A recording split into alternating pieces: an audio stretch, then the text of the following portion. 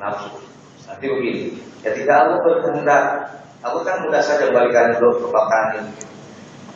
Kemudian Allah gerakkan kembali saudara kita yang nyebrang ini kembali. Biasanya datang lagi nafsu. Nah, sekarang kelas kan? Kira-kira. Hati-hati. Nah, kalau muncul seperti itu, maka justru kitanya yang kalah, kita yang menang, gitu. Kitanya kalah diuji, gitu kan? Mereka lulus dari diuji, gitu. Jadi lulus ujinya mereka kembali sadar akhirnya bahwa apa yang dilakukannya ini sudah dari tuntunan guru. Kembali berarti kan sadar, lulus tuh. Nah malah kita akhirnya jadi kolong dan sebagainya. Jadi kita yang kalah. Nah, maka tetap kita harus introspeksi diri, waspada diri. Jadi kita terus berdoa kepada Allah, mohon bimbingan dari guru kita, sehingga mudah-mudahan pada waktunya Allah kembali gerakan saudara kita kembali menyadari, kembali sadar dan kita kembali rangkul. Nah, seperti itu. Jangan justru tadi, ya, supaya tidak menjadi kita ini malah kalah dari ujian. Nah, jadi itu singkatnya. Keberadaan singkatnya ini karena kecil tapi berani. Jadi kalau urusan ada tantangan dari umumnya kaum muslimin yang kalau dulu kan masih kental dengan dunia jawara dulu. Jadi orang-orang dulu pasti punya bekal ilmu kejawaraan, ya. Jadi kalau ada yang mencoba mencaci debat, apalagi guru, ini ahli paling depan dulu. Jadi pernah satu waktu ke daerah Jampang Blok kan terkenal sampai sekarang. Wah, beliau nggak ada dipikir lagi kalau urusan membela guru. Ya. Jadi istilahnya jadinya ruas karena kejujuran. Jadi ternyata apa yang kita kunjungi ini kayak begitu baru sadar. Jadi yang melakukan kan konsep fana itu ada fana fisik, gitu kan? Jadi artinya fana fisik itu lupa diri kita yang ada guru. Artinya membela guru tadi, nggak tahu urusan seperti apa yang kita hadapi medannya. Yang jelas kita bela guru kita lupa siapa kita gitu. Kita lupa bahwa apakah nanti kita dihianati, dibunuh kira-kira begitu, atau diapa-apain, udah nggak ingat lagi ke sana. Yang penting kita guru kita yang tidak. Nah ini si kata ini yang berusaha begitu dulu. Jadi ini kalau ini ceritanya dari Pelabuhan Ratunya, dalam Pelabuhan Ratu itu yang Japan bercerita dulu. Jadi di sana ada orang sakti. Jadi kalau kemana-mana dia nggak pernah nginjek tanah. Jadi layak gitu kalau mau kemana-mana. Nah sampai dia dengar ada kiai yang hebat dari Godepak mau datang ke daerah Jawa. Orang yang itu kan senang aja kalau ada orang itu adu ilmu, kan senangnya begitu. Jadi kalau misalkan masih ada yang dari diri yang nggak ada, yang bisa kalah dia berguru lagi, biasanya gitu kan kalau dia orang guru. Ada orang lain yang lebih hebat pasti digurui, gitu kan. Jadi selama ini kan beliau nggak pernah ada orang yang bisa mengalahkan. Nah, jadi dia datang yang almarhum dengan pakaian yang gaya almarhum dulu biasanya kalau ke daerah itu topi laken, lebihnya laken itu kayak itu ya, topinya zaman kolonial. Nanti safari ya gitu lah penampilannya.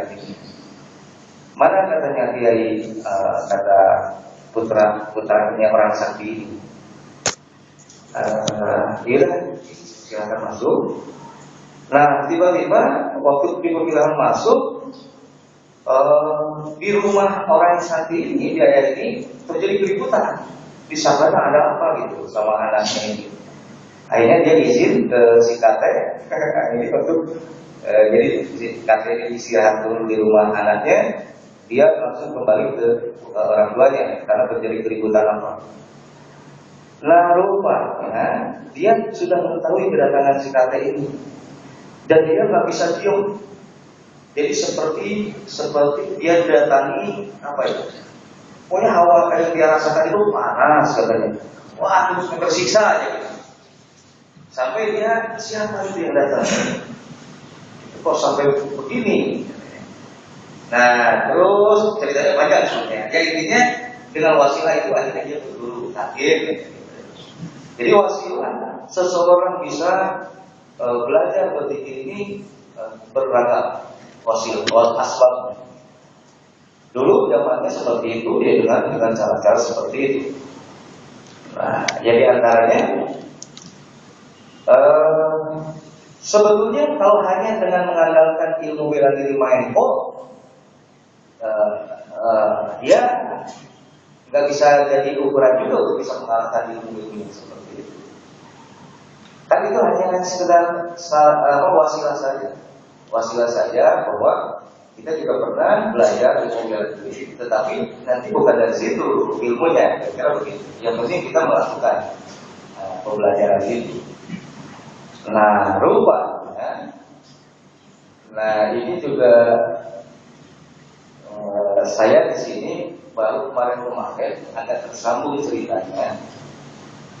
Jangan-jangan ada dari si kakek ini, ya namanya juga manusia di dunia adalah prinsip kira-kira begitu.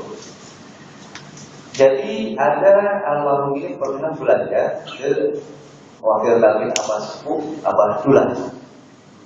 Nah, apakah perjalanan ini juga dengan hal pengesahan atau sendiri diam-diam si kakek dan Abah Dullah ini wakil dalil Abah Sepuh yang terkenal di Awaran, yang dimakamkan di Dayakolot. Bapak itu pernah ke sana berziarah belum ya?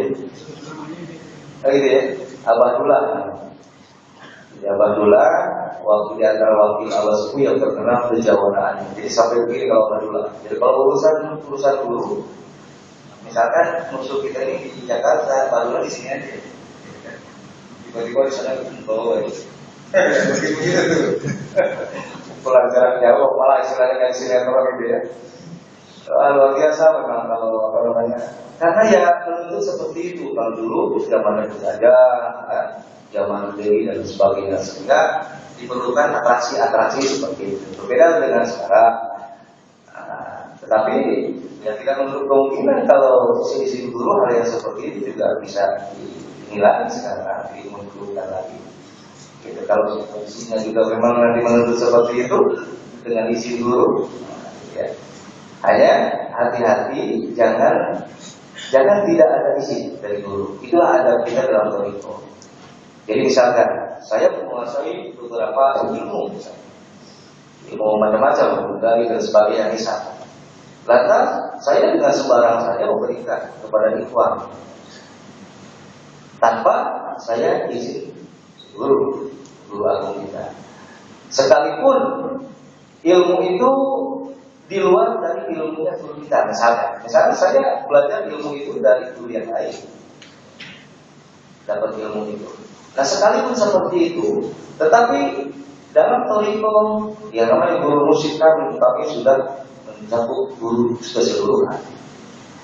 Jadi akhirnya ketika kita ada izin dari guru, maka sekalipun ilmunya dari guru yang lain, maka itu pun sudah ada dalam wilayahnya begitu.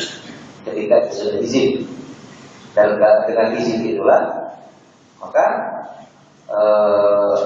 kita dibolehkan. Sering karena kita tanpa izin, lantas kita sembarang saja, maka banyak yang dialami. Apakah misalkan yang dialami jadi tidak wajar atau tidak normal, misalkan itu yang begitu. Karena waktu kecil saya masih sering menyaksikan orang-orang yang panah. Jadi orang-orang yang panah itu orang-orang yang sudah tidak menyadari siapa dirinya. Yang ada adalah bahwa dia sedang ada dalam wilayah uluhiyah. Jadi misalkan yang satu karena dia mubalik, orang Sukabumi, itu karena dia mubalik, maka kalau selesai zikir, sudah itu zikirnya ngacak-ngacak gitu. Jadi dari sana tiba-tiba ke sana, dan di belakang